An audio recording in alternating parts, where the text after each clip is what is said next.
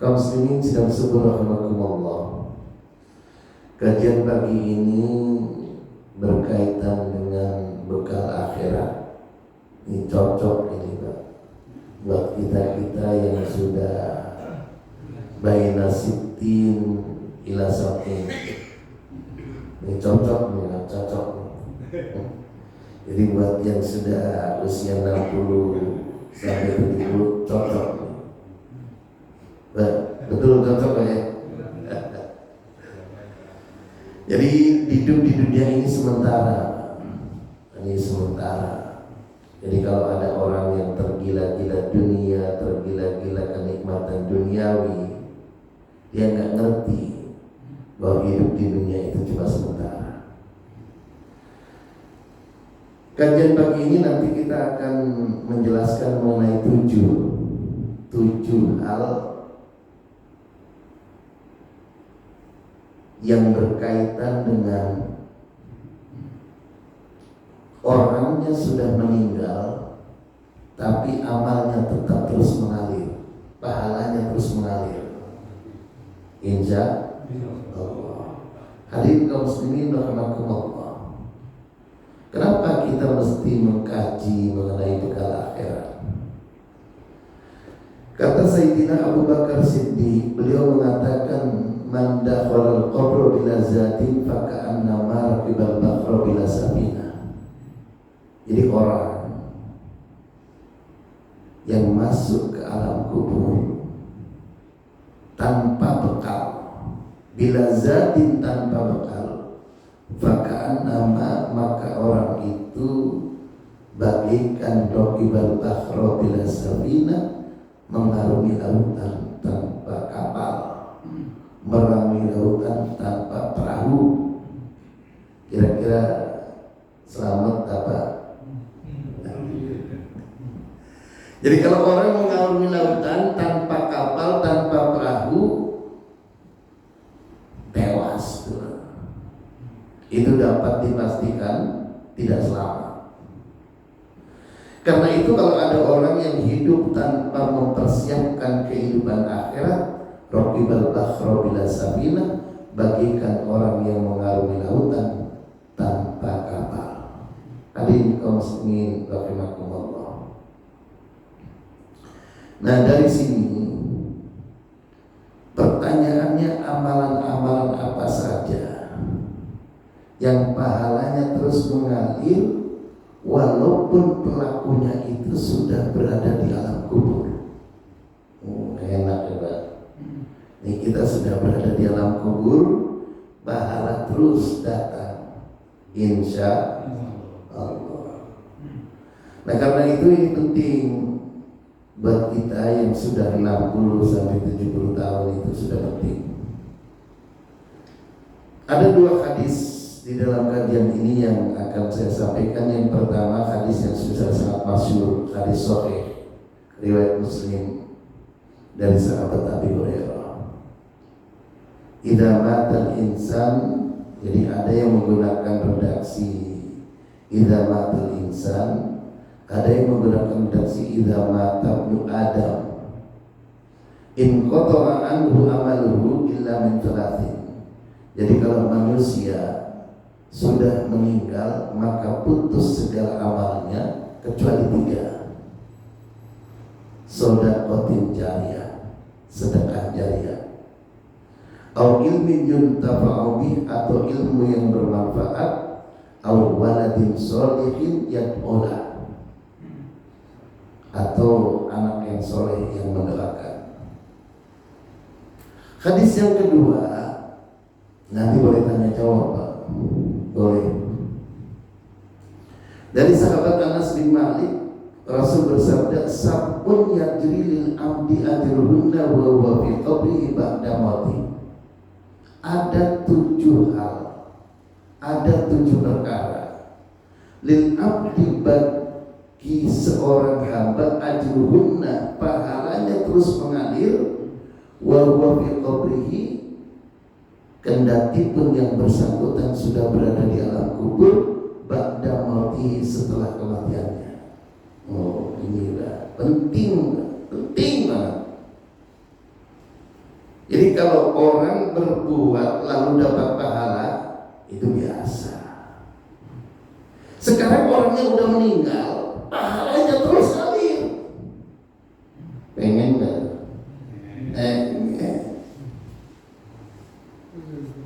Apa saja? Yang pertama, man 'allama ilman, orang yang mengajarkan ilmu. Jadi orang yang mengajarkan ilmu bisa ustaz, bisa ulama, bisa kiai, bisa guru, bisa juga bapak-bapak semua. Kita bukan ustaz, bukan guru, bukan kiai, bukan juga yang lain, tapi kita muslim, mengajarkan kepada cucu kita, mengajarkan kepada anak kita Iqra umpamanya, bacaan-bacaan Quran pendek. Kita wafat, cucu kita mengamalkan, pahalanya ngalir. Amin. Ya Rabbal Alamin. Atau anak tetangga, siapapun yang diajarkan, 'allama ilman, ini pertama orang yang mengajarkan ilmu, cendekiawan. Makanya kadang-kadang cendekiawan yang mempertahankan disiplin ilmunya berseberangan dengan penguasa. Repot. Ngomong bener sesuai dengan disiplin ilmu, berseberangan dengan penguasa. Nah, itu resiko. Yang kedua, amalan apa yang pahalanya terus mengalir? Au ajrun akron, mengalirkan air dari sungai kah, dari mata air. Di kan ada daerah yang sulit air, sulit air ya. Jadi di daerah yang tinggi, bukit-bukit atau gunung, itu sering orang itu tidak memiliki kamar mandi, sulit air.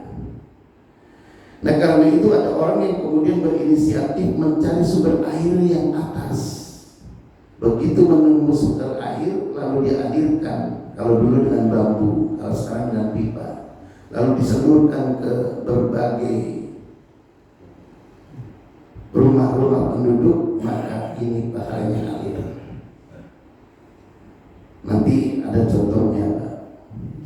Yang ketiga, al-khafar bikron, membuat sumur. Buat sumur ini pahalanya besar.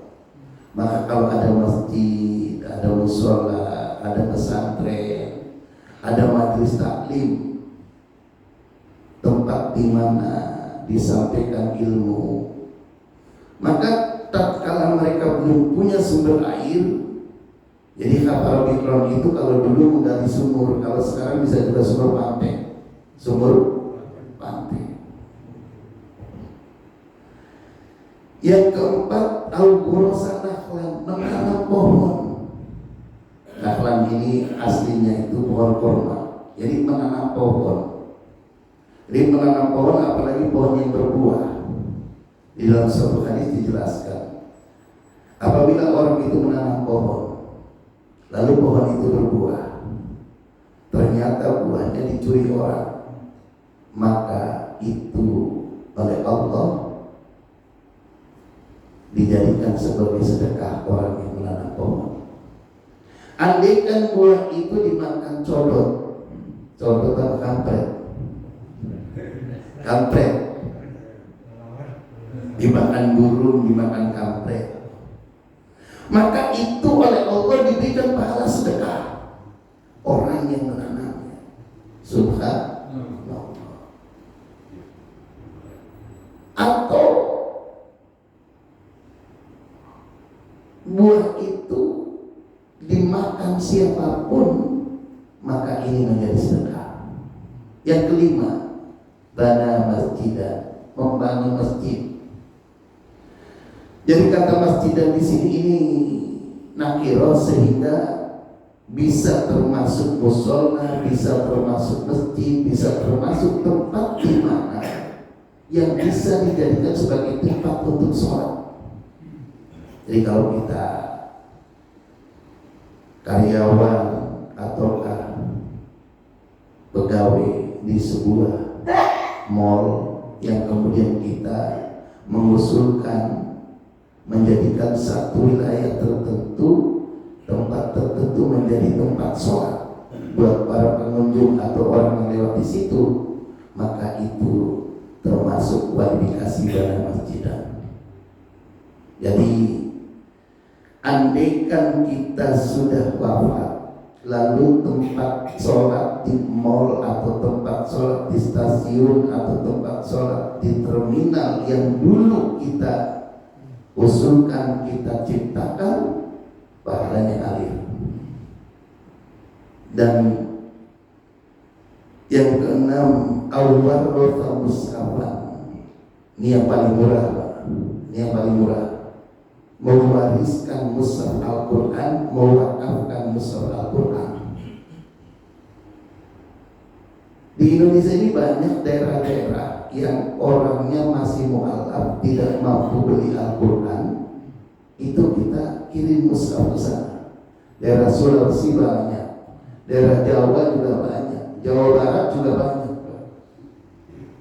Jadi mewakafkan mushaf Al-Quran itu, umpama kita nih punya duit, kita beli mushaf Al-Quran, kita wakafkan, taruh di masjid sini, ini ditaruh masjid sini. Lalu kemudian ada orang yang iseng, setelah baca dia kepingin, di rumahnya nggak ada Al-Quran, dia bawa pulang, Pak. Ketika Al-Quran itu dibawa pulang mushafnya, ketika di rumah dibaca, nah ini yang mewakafkan, pahalanya ngalir. Ini yang paling murah. Walaupun murah, pahalanya ngalir. Amin ya rabbal. Yang ketujuh, autaro kawala dan yastaghfirulahu ba'da mautih, atau kita mempunyai anak yang memohonkan ampun untuk kita. Ini kelebihan orang yang punya anak. Tapi nggak usah khawatir, orang yang nggak punya anak bisa mengangkat anak, bisa bersedekah ke tempat yatim piatu, dan pokoknya kita berbuat. Tapi punya anak ini ada dua mata pedang. Nih gawatnya ini, Pak. Meninggalkan anak ketika kita anak itu didik, kita biayai untuk ngaji, untuk belajar sholat, untuk mengerti agama, untuk bisa menjalankan agama, ke pesantren kah, atau kita panggil guru ngaji kah, maka ini kita dapat pahala mengalir. Tapi ada tapinya ini. Kalau anak kita lalu tidak bisa sholat karena tidak kita ajari, kita tidak undang ustaz untuk mengajari anak kita baca sholat dan cara sholat, lalu kemudian kita lebih mementingkan anak itu sekolah di sekolah umum yang agamanya kurang, pendidikan agamanya kurang, dan anak kita tidak sholat, maka ketika kita di alam kubur, kita mendapatkan dosa jariah. Ada dosa jariah ini, Pak. Makanya kalau untuk kepentingan pendidikan agama harus kita perjuangkan. Jangan sampai anak kita menjadi anak durhaka, apalagi jadi durhaka. Nggak durhaka saja sudah dapat jariah dosa. Nggak durhaka, anak kita nggak sholat, anak kita nggak puasa, cuma duit aja yang dipikirin. Kita, kesalahan kita mendidik anak, tidak mau memasukkan anak ke pesantren, tidak mau memasukkan anak ke sekolah-sekolah madrasah atau SDIT yang pendidikan agamanya bagus, maka dosa jariah mengalir kepada kita walaupun kita sudah berada di alam kubur. Na'udzubillah min